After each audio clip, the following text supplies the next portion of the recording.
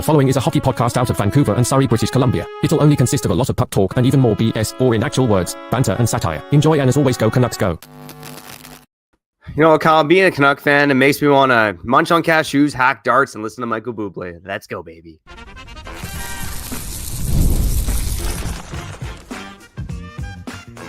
You're Locked On Canucks, your daily podcast on the Vancouver Canucks, part of the Locked On Podcast Network, your team every day. Never a dull moment in Canucks land, and we got you covered for all of it here on Locked On Canucks. My name is Trevor Beggs. That guy is Kyle Brown. I want to cut you off there. Never a dull moment. It's always a dull moment. Like, losing sucks. It's going to be entertaining. Don't get me wrong. All these trades, all these movements. Again, Jim Rutherford pulling the plug on the season today officially. It's a half a rebuild. It should be retool. Should be rebuild. Half a retool. Whatever it is, like, it's over. And I do eventually think they're going to swing on over full time to the rebuild. But I do want to say that this is dull. This is dull. This is dull. It is what it is, but it is dull because it's only November and people are going to die without this team winning a Stanley Cup. People are going to die without seeing good hockey consistently over the last 13 to 14 years of living on this earth. And that's sad. That is pathetic. And it is what it is, albeit onwards and upwards.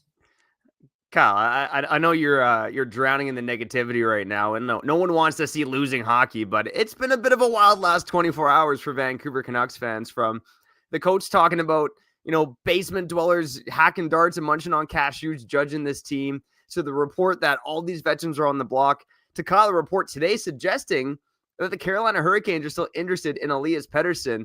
Mm-hmm. This is not a dull time for Canucks fans. It sucks, don't get me wrong, but there's lots happening with this hockey team right now. Again, we're all curious about which direction they're going to go.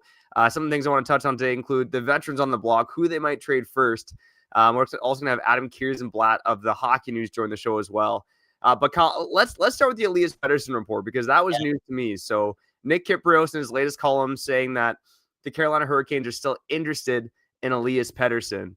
And Kyle, when these reports came out last night from Elliot Friedman, Jim Rutherford talking to Patrick Johnson today, the suggestion is that, again, they don't want to tear down to the studs. It's not a full scorched earth rebuild, which would suggest that they're not going to trade a guy like Elias Pettersson. But everything has to be on the table for this Canucks team right now, especially considering the fact that they might lose Quinn Hughes. Now, again, when you think about the veterans that could be traded, like Evander Kane comes to mind, of course. So does Teddy Bluger. Even Connor Garland with no trade protection. Kiefer Sherwood pending UFA. Rutherford has said all 4 UFAs that the Canucks have are on the block right now. That would include the Derek Forbort, who has barely played this season as well. But the Elias Pettersson situation, I know it's just a Nick Kypreos report, that would be a different direction for this hockey team. That is not just trading veterans off your team to get younger, pulling some Jim Benning-like moves. Trading Elias Pettersson would signal a completely different direction for this franchise. And look, Martin Necas isn't there anymore. But for you, like, if the Canucks were to trade Elias Pettersson to Carolina, like, what would you be wanting to get back in return? I know Svechnikov got tossed out in that report. Where would you be leaning with a report like that? Rob Brindamore. Signed to a 5-year extension and get him to coach the Canucks, to get him to start the retool. I thought we had Rod Brindamore. Jim Rutherford said, Adam Foote, back when I hired Rod Brindamore when I was in Carolina, blah, blah, blah. Oh, look, obviously Adam Foote is not Rod Brindamore. But man, if you could pull that off, that would be something else. Dude, okay, here's the thing. Like, I look at Carolina and what they could offer up. I mean, they made like the Jake Gensel trade 2 years ago, and then they made the Rantanen trade, and then they got a bunch back. And I need to look at that trade, the Rantanen trade, where they got Stankoven and then some pieces. I'm not sure if those draft picks were like 2025 first round picks and such, or what did they get, like a 2026 first round pick? Probably it was Mikko Rantanen, to be honest. Like, they might have some. Yeah, it was a first round pick in the 2026 draft coming up, and then a first in 2028. What I would do is probably go like, see if you can get like that. Who's that like great defenseman that they have? Alexander Nikishkin. I believe it might be impossible to get, but I don't know. I'm asking for that guy. I'm not I know you're losing a center or whatever, but I'm again, Trevor, you already know where I stand on this. It's full scorch rebuild. It's accumulate draft picks, and Elias Pettersson's played a lot better this season, and he's a good player. He's a great player, and I think he's going to actually go become elite once again, like very, very soon. I actually believe that. Probably more so if he plays on a really good team. But right now, just the way I feel, I want people who play for the Vancouver Canucks to ultimately like embrace everything, embrace the chaos, embrace the city, embrace the fans, not be scared of it, not be negative, not ditch media when you lose to the Calgary Flames. You know what I'm saying? Like, I want new leaders on this team across the board. So whatever happens, happens. All that being said, Trevor, I think you and I are on the same page. Like, this better not be like cocked in the Emmy and first or whatever, right? Like, I'm swinging for the fences. No, for real. Yeah, absolutely if not. it's Carolina asking for Elias Pettersson, bro, I know he's not Mikko Rantanen when it comes to his offense, but Elias Pettersson and Aho, like, and Elias Pettersson with Rob Brendamore, I don't know, man. That could be lethal. That could be like absolutely lethal.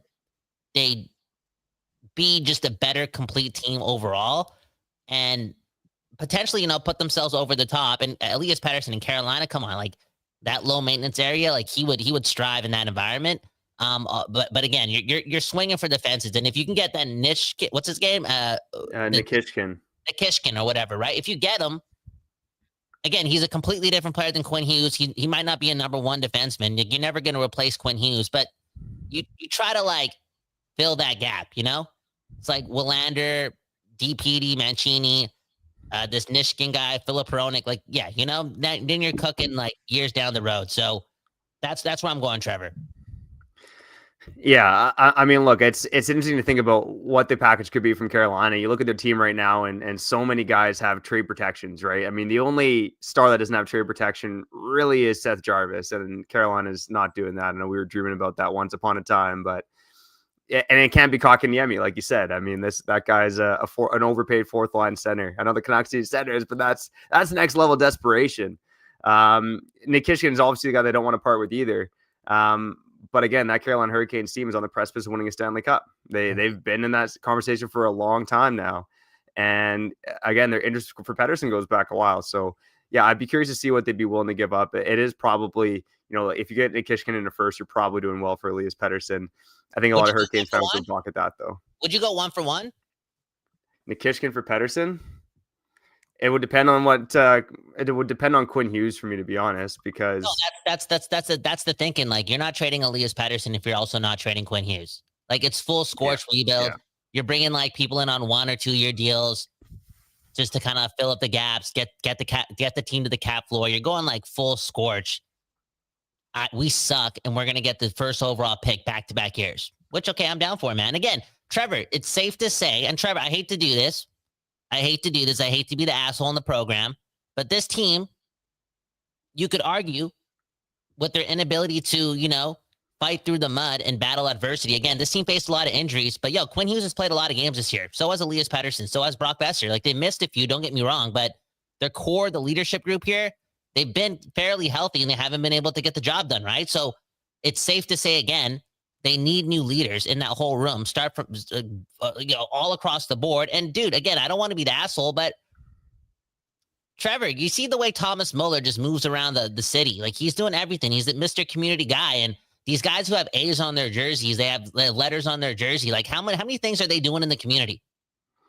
No, yeah, straight up. I know a bunch of them were out at Children's Hospital yesterday, but you didn't really see that. The stars and the leaders in that photo. Yeah. No leaders in that photo.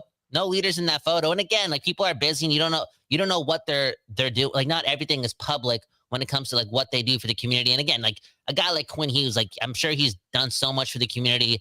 I remember a couple of years ago, he did a lot embracing the firefighters and those affected in the interior when, infernos and whatnot were wreaking havoc in that community. But I don't know, just like a bad taste where I think that like even though I question if the leaders even want to be here. And I just read Thomas Grance's article. Like, it's so bad when it comes to that scenario or that assumption. When Thomas Drance is writing that this team may second guess trading Tyler Myers when his no trade clause is kind of different and he has some teams available on that list because they want to make sure they have some people in the room that want to be there.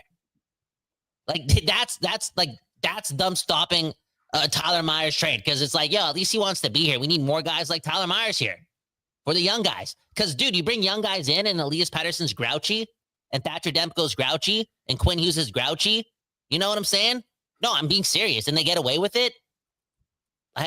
Dude, you're not embracing the chaos. And the city comes with the chaos. You got to do that. And I'm telling you right now, I'm just going to bed with a full scorch rebuild. And if it involves Elias Pettersson and Quinn Hughes, so be it. Because with those guys on the team for years and years and years and years and years and years and years, this team has sucked. Yeah. And again, I'll be curious to see what road the Canucks go down here.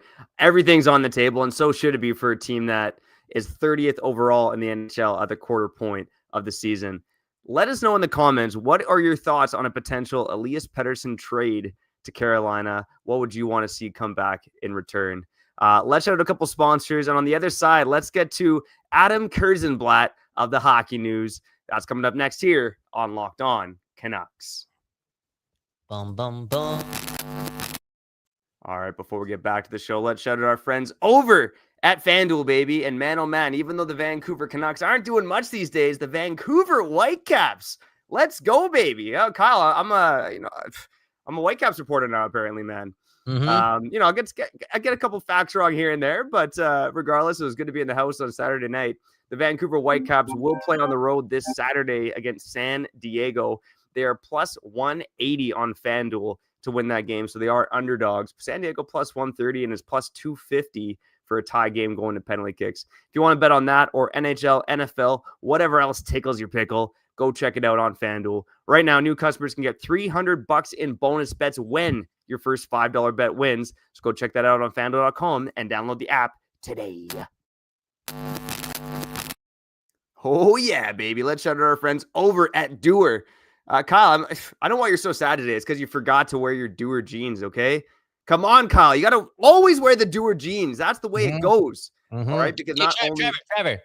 Again, you're going to bring it up, but Doer makes you feel warm, like their jeans are made with all that technology that keeps your junk warm and keeps you feeling, keeps you looking thick and, again, feeling warm. Trevor, I want to feel cold today, okay? So that's why I didn't wear the jeans. I don't want to be comfortable today. I don't want to feel good today. I want to burn in hell today. Well, no. I want to suffer hypothermia today. No. I want to freeze today. I want frostbite today. So that's why I didn't wear the Doer. There you go. Kyle's suffering from a frozen penis because he's not wearing his Doer jeans. Don't be like Kyle and go slap on the Doer jeans, baby. It's the perfect mix of style and comfort. I could wear these jeans to the rink. I could wear them when I'm playing with my kids. I wear them all the time, all right? And they're not just any pair of jeans. They got 5 times the stretch of traditional denim. And they got that Cool Max energy, like Kyle says, that keeps your junk more warm. It regulates your body temperature and wicks moisture, keeping you cool and comfortable below the belt. You can check out our friends at Doer here in Vancouver at 1757 West 4th Avenue. Pick up a pair for yourself or for someone you love. And don't forget to mention our promo code LOCKEDONCanucks in store to get 15% off your first order. You can also check them out online at duer.ca/LockedOnCanucks for 15% off. That's duer.ca/LockedOnCanucks.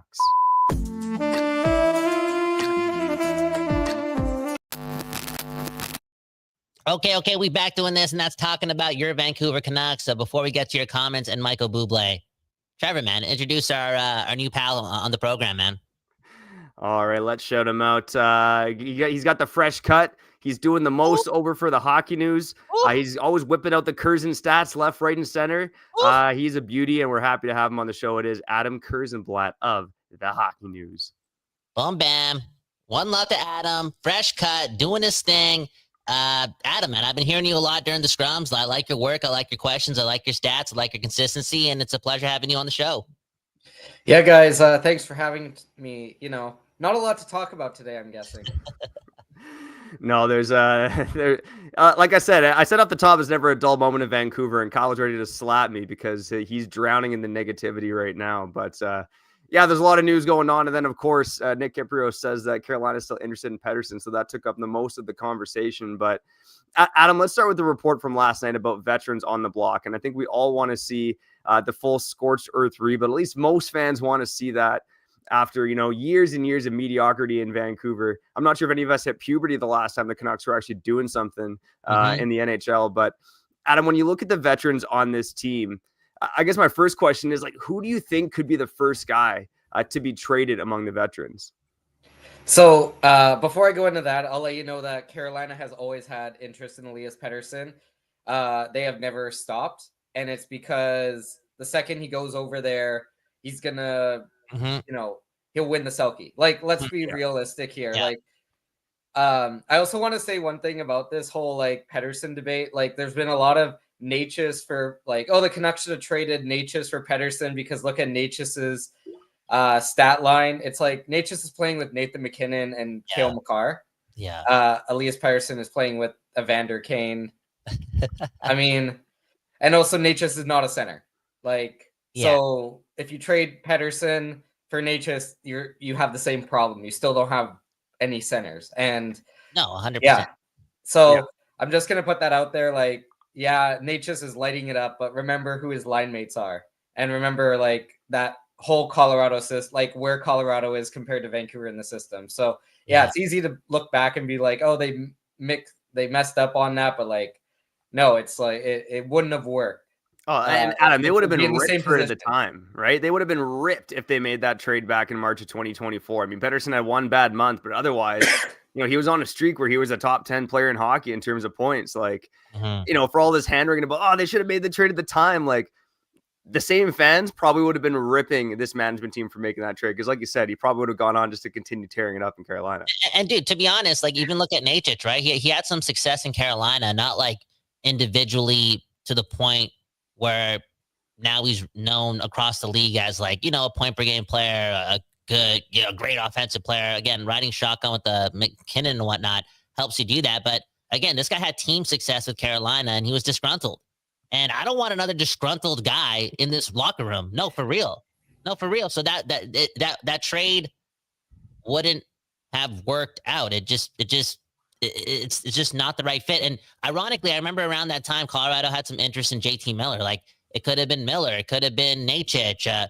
Like Carolina had some interest in Miller. Like so many different things could have happened. And at the end of the day, regardless of what would have happened with the trade involving those three teams or those two teams, I feel like the Canucks would be in the exact same spot right now, if not worse, because Natchez isn't blocking shots. Like how many goals has Elias Pettersson prevented this year just based on sheer effort? And yeah, wherever Elias Pettersson goes, if he does go, they're going to get a good player. Now, Adam, again, Trevor, I know you got more of the questions for Adam. I just want to ask this, like Trevor, a couple episodes ago, and I agreed with Trevor as well. Again, I'm all over the place, but like if the Canucks do go rebuild, they do trade Quinn Hughes, Trevor did allude to the fact that he doesn't think Elias Pettersson would get traded, right? Because like, you need like some insulation, some veterans. Elias Pettersson maybe hard to move. Maybe you don't get value back for that contract, blah, blah, blah. Like where are you in on that? Like if they do decide to go full rebuild, are you open for them to like trade everyone, including Elias Pettersson?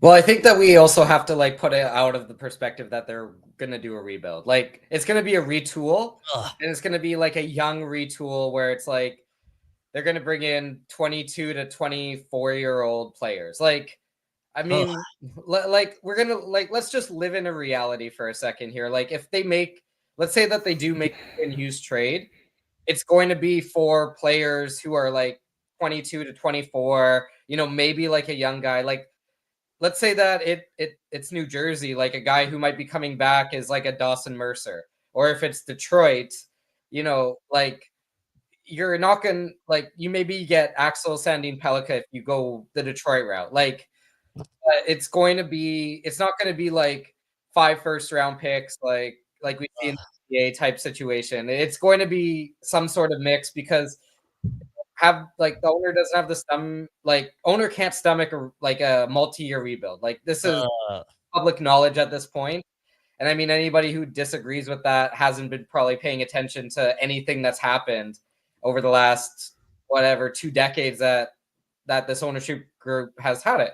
It's just like, we're playing this weird game where it's like, will they rebuild? It's like, no, they're going to do a retool. So stupid. Important to note is like, no deal gets done unless Pettersson wants to leave. Like, there's no indication that Pettersson wants to leave here. So like teams can throw the greatest trade package at the Vancouver Canucks all they want. If Pettersson doesn't want to be traded, it doesn't matter. Oh, dude, I don't know. I think if Quinn leaves and let's say Quinn Hughes does leave or they do retool, which is going to piss off the fan base, and Quinn still leaves, I feel like this team not embracing a full transition will immediately have the fan base even more so point the finger at Elias Pettersson, like wrecking everything, like creating like the start of the demise of what should have been, a window being open post 2024. And I don't know if he wants to be around for the mess. I feel like there'd be even more finger pointing towards Elias Pettersson, and he'd want to get out of here. And on top of that, like, why would he want to stick around for even more losing? Like, he hasn't won anything in like damn near a decade, it feels like. And I feel like that, like, he'd be open to, that's just me, Trevor. I don't know if you're on the same case, but I just feel like he'd want to run away from Vancouver. Yeah, I think as a guy like Adam, I don't know if you had the same interaction, but I've been part-time around that rink now for a few years, and every time I've seen Pettersson in the hallway, he's always on his phone. And I just don't know if a guy that's glued to his phone and maybe doesn't handle the criticism all that well is a guy that would not enjoy a change of scenery. Like I could see him wanting a change of scenery. Like you said, he holds the power. He doesn't have to go anywhere if he doesn't want to, but I could see him being open to it. I mean, pure speculation, but I don't think the no movement clause is the be all end all. So I can tell you just from being around that, he has told the organization multiple times that he does not want to leave, that he likes it here, I don't know how much he actually looks at like social media and things like that. I know it's a little bit different now because his wife is basically his wife is an influencer. I think that that's correct to say at this point.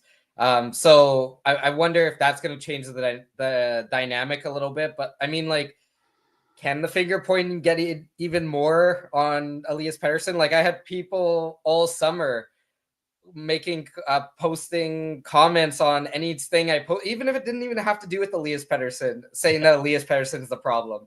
Like, talking about how like, oh, JT Miller didn't do anything wrong, it was just all Pettersson. And it's like, I don't really know how the finger pointing can get even more, right? Like he has one bad game, and then all of a sudden people are like, he needs to be bought out. Like, I don't really think the finger pointing gets to anymore. But I know a lot of the players, like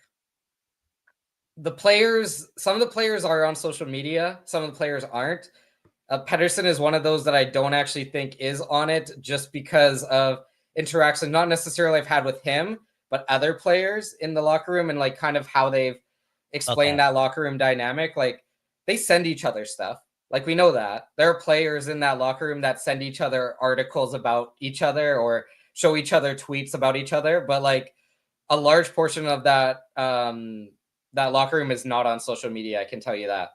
And you know what? There is, Adam, there's probably a lot of truth to that, especially with Elias, now that I think about it, because he is playing quote unquote so much better, right? Like, I feel like he probably is blocking out the noise more so than ever. And again, not using Instagram. And sure, his wife is I wouldn't say like an influencer. Like, I would say just like a video creator, a YouTuber, because I like to put power back to the word influence, to be honest. But yeah, that's a topic for another day. Trevor, we've been talking about Elias Pettersson for not to 20 minutes. Like, also important to note. Okay. One potential reason why Elias Pettersson is playing better is because his knee actually works this year. Oh, okay. You're probably right. People seem to forget that. Yeah. So you didn't. Knees are important when you're playing sport. Yeah, absolutely, man. Tendonitis is a killer, and the speed bursts have been back for Pettersson. I mean, not back to 22, 23 levels, but you look at the NHL Edge data, and he's back up there. He's better than he was last season. Now, the Pettersson trade scenario is probably a bit far-fetched, but again, when you're a team in the Canucks situation, I think everything's on the table. But Adam, the report that the veterans could be available, I know Rutherford name checks the 4 UFAs saying they're all available. And again, you look at this team right now, and you got Evander Kane as a UFA, Teddy Blueger, Kiefer Sherwood, David Camp, if you want to put him in that camp, Derek Forbert. Also, some of the other guys too, like Connor Garland with no trade protection until the beginning of next season. And even a guy like Jake DeBrusk has a no movement clause. Like, would he welcome a return to Edmonton, his home city, and help that team out? among all those veterans right now, I mean, who do you think, if any, is the most likely to be traded? Well, Jake DeBrusk loves playing with Elias Pettersson, so I'm gonna just cut that one off right now. Like, as long as Pettersson is here, DeBrusk isn't moving unless I know that is no move turns into a no trade later on, but DeBrusk signed here to play with Pettersson. So I'm gonna put that one out a little bit. I think that like you look at guys like Kiefer Sherwood is probably the number one. Like teams will want Kiefer Sherwood because that's a guy that you want in the playoffs. Like he signed in Vancouver, or he was brought to Vancouver because he annoyed Quinn Hughes in the playoffs. So like Quinn Hughes went to management and basically said that he wanted Kiefer Sherwood. So that's a impactful player in the playoffs that teams will want. Teddy Bluger, there's so much uncertainty around that because it's we don't really know when he's going to play again. Like it went from he's out to he's practicing to he's not practicing, and then he was practicing and he's supposed to go on the trip, and now we don't know if he's going on the trip, this 4-game trip. And you kind of feel bad because also like Bluger is a free agent, so like this was supposed to be his cash-in year. Mm-hmm. But I mean, like if a team needs a depth center, like that's a really good option. That's somebody who can net you some sort of asset back. I'm like a guy like Drew O'Connor might also be like O'Connor has a 12-team no trade clause, and one more year. That might be a guy that, a team looks at to boost their bottom six if they want to add some speed. Kane, I don't really know if he has how much trade value he has, to be honest. I really don't know. Just like looking, I don't know what the whole plan around Kane is. Like he's leading the Canucks in even strength ice time among forwards. Like he's one of the top 5-on-5 ice time guys. I just don't know. So I'm not really super, I don't think I don't think he will net a return. And Forbert, is Forbert going to play this year? Like we don't even know if Forbert's going to play this year. But then you get to other guys like Niels Höglander has no trade protection, but I don't really know what the appetite is to trade Niels Höglander because he's in that young kid. He's not really young, but he is young. But yeah, and then the other one is Tyler Myers. What happens with Myers next year? He's no move this year, but it changes to a no trade next season. So I mean, if you're gonna, maybe take a step back for 2 years and try this rebuild or retool or whatever you want to call it. Is Myers a player that at next year's deadline that they start looking at? So yeah, there's definitely a lot of questions around this team, but this also is the negative of signing every single player to a no trade or no move clause. I get it because you're sacrificing players, essentially sacrificing cap for protection. So I get it, but you can't have 12 players, 10 players, whatever it is, with some sort of no move or no trade. It just backs you into a ridiculous corner that you can't get out of. Mm-hmm. Yeah, there's so much of this on the Canucks organization, right? And the no trade clause, even Drew O'Connor sticks out. The Canucks are a mess right now, Adam, but you've been doing the work over at the Hockey News. Maybe just shout out your work before we let you go here, and maybe give us a guy to watch in the dub, man. You're watching the dub hockey. What's a guy the Canucks could draft here? Yeah, so the Hockey News cover Vancouver and the WHL. We have our latest article was talking about the trade speculation, so that's always fun. And I'm sure there's going to be quite a few more trade. Who knows? While we're talking, there may have been another thing that popped up about some trade somewhere, or some trade rumor. But yeah, the WHL, it's always exciting. Even though they had the whole NCAA change where some players left, there's still plenty of exciting prospects. If you're looking for a defenseman like Quinn Hughes, Ryan Lynn out of Vancouver, he models his game after Quinn Hughes. He's already got the spins at the blue line locked down. Good defensively. If you're looking for a forward, JP Herbert out of he's one of the Americans that came over. He's in Kamloops. He's the league leader right now in points. Carson Carroll's another defenseman. Daxon Rudolph, another defenseman. So, I mean, there's plenty of defensemen from the WHL available in the first round. And we'll see, maybe the Canucks will have a first round pick. Maybe they'll have multiple. We never really, I guess, know what's going on with their draft picks year to year. Oh man, Adam, don't get me too hopeful here that the Canucks are gonna have multiple first round picks. Man, oh man, they had multiple first round picks last year for about 2 hours. yeah, that was I think our most watched episode of all time. Kyle crying in his car after we got Marcus Pettersson. Adam, you and I will try not to cry. I know we've all been accustomed to this team losing, man, but keep up the good work. I'll see you back in Media Row, and thanks for joining us here on Locked On Canucks. We'll be anytime. Thank you. Sponsor. Sorry, Adam, go ahead. Yeah, anytime. Thank you. No worries. We'll be back every show to a sponsor and be back on the other side on Locked On Canucks. All right, before we get back to it, let's shout out our friends over at Gametime. Man, oh man, I mean, the Vancouver Canucks tickets, they're dropping in price. And if for some reason you want to go see the Vancouver Canucks, you can get those tickets with the lowest price guarantee on Gametime. You can also get tickets for concerts, comedy, theater, and more. I know Fred, again, Kyle was getting into it last night, man. Thanks for pointing him out. His show sold out in minutes, apparently. But you can go find the resale tickets on Gametime. Come on, take the guesswork of buying tickets with Gametime. Whatever it is you're seeing, download the Gametime app, create an account, and use code LOCKEDONNHL for $20 off your first purchase. That's code LOCKEDON NHL for $20 off. Swipe, tap, ticket, and go.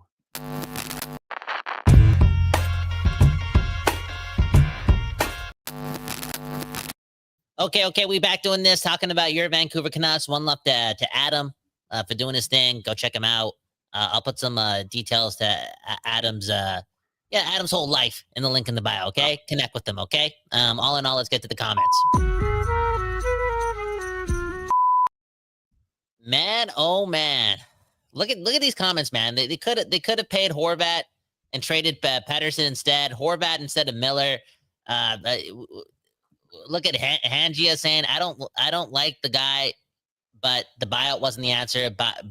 Buying out OEL was the reason they couldn't keep Horvat. The Horvat thing is like really interesting to me, but at the end of the day, guys, I just want to like confirm this. Like if Horvat sticks around, I don't know if this team wins.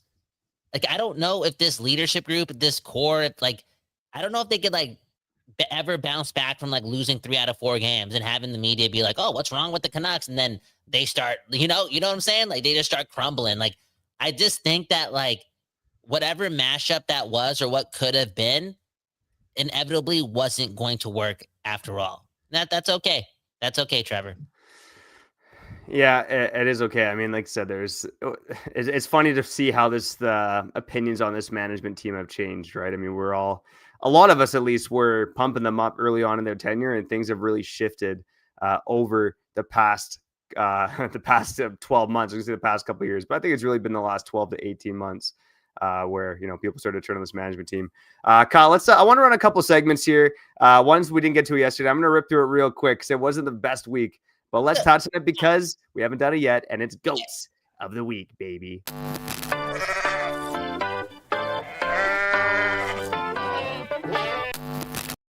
All right, shout out to Goats, man. Man, oh man, Kyle, I don't know if I told you the story, but I was at an Airbnb in the summer, and it said that there were animals on the farm that roamed the property, and so my kids are out there, they're all excited. But the cow was very guarding of the goats, and I got charged by a cow because I was getting too close to the goats. So, hey, man, That's good. Everyone loves goats, including cows. Anyways, Goats of the Week. I got Quinn Hughes at number 1. He was the only good player in the game against Calgary. He leads the team with 1 goal and 4 points this week.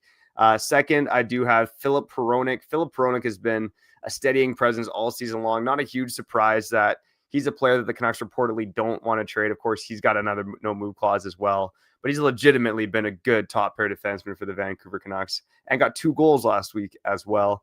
Number 3, I have Elias Pettersson. He had 3 goals in 3 games last week, so he's doing something there. 2 goals in that Florida game.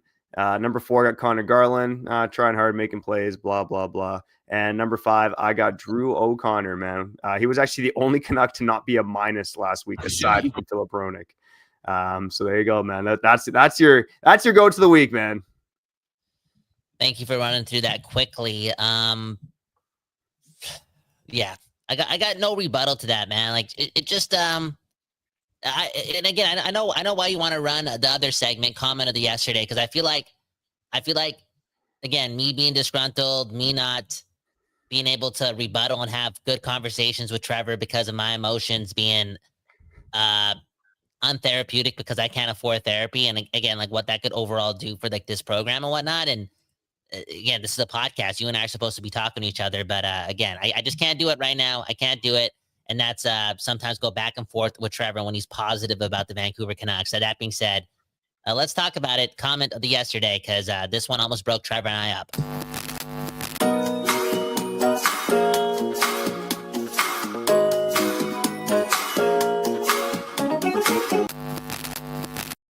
Okay, this is when we, read one of your comments from the episode that we posted yesterday, and this one comes from that Black Ua.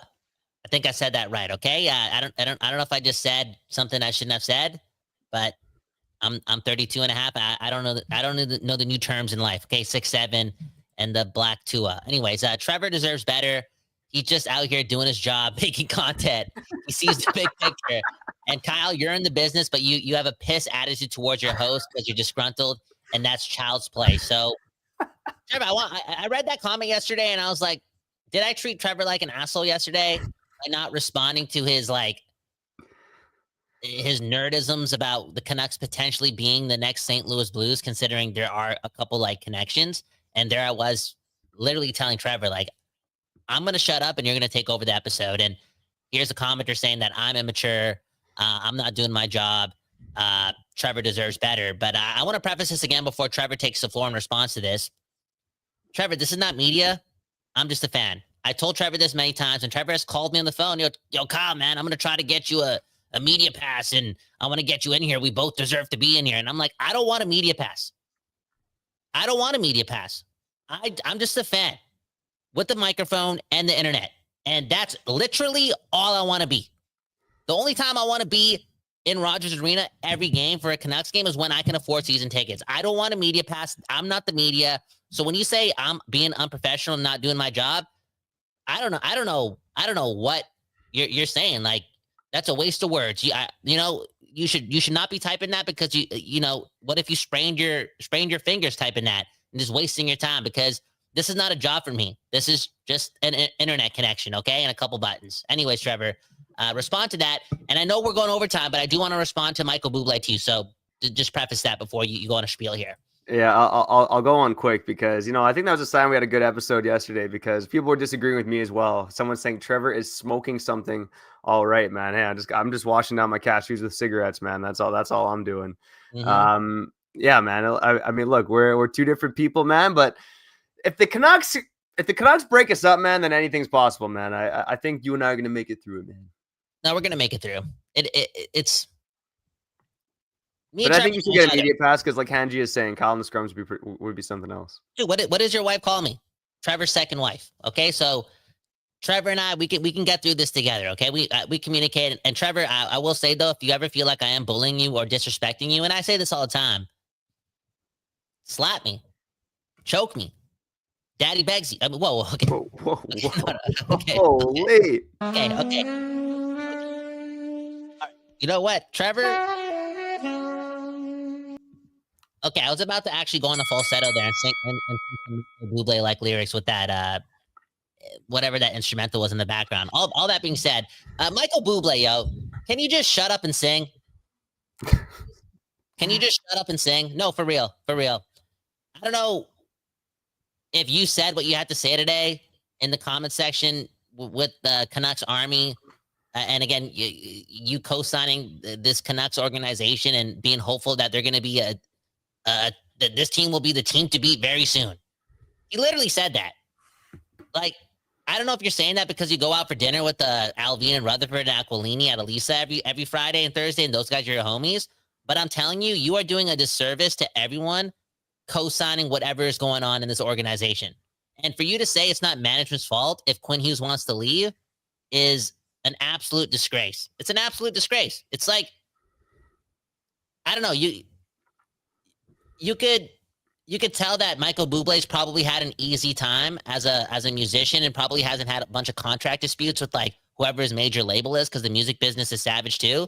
Because for him to say that is a bit to me ignorant and a bit like too hopeful, and it's just to be honest, like untruthful. Like the Canucks are a bad organization, and for you to like again not blame management for not keeping Quinn Hughes around, and also like co-signing this Canucks great decor, like this young decor that's good, and like brag about like our pipeline and net when it's like, dude, what hope are you holding on to? Because we drafted a guy in the second round last year and he's ripping it up in the OHL, and it's like Tom Melander looks good, but it's like at the same time our third round pick from a couple years ago, DPD, has taken a big step back. I'm not blaming him, but I'm just saying there's nothing to brag about with this team, and that's okay.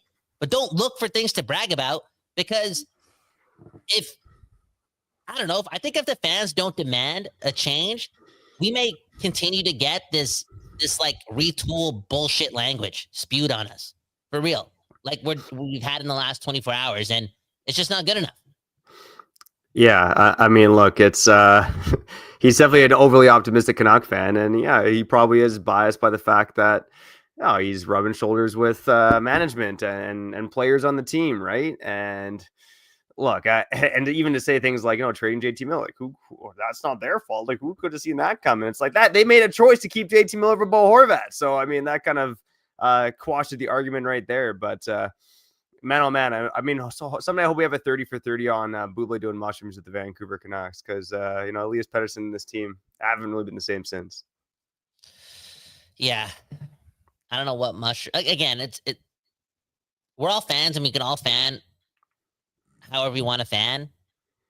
And if you want to be optimistic about the Canucks' future because they have Braden Coots, the 15th overall pick, and like Tom Melander, the 11th overall pick, looking good, all the power to you. And our second round pick from last year looking good in the OHL, all the power to you. Congratulations. You're more optimistic than a lot of people, but the truth be told, the Canucks are far away. So far away from being good again. Hey man, you want to know a fun fact? Michael Buble sang a song about the Stanley Cup. I just haven't met you yet. Dun dun dun dun dun. That's another episode of Locked On Canucks. Let's get out of here and munch on our cashews, smoke our cigarettes, and I know I'll be listening to Michael Bublé's Christmas album at some point when my family comes home. Don't turn on Michael Buble. Turn on Locked On Canucks instead. Make sure you subscribe to the show. Like it on YouTube on the podcast side. Go follow us. Leave a 5-star review. Again, Kyle, never a dull moment. And I think there's going to be some news coming here for the Vancouver Canucks, and we got you covered for it all here on Locked On Canucks.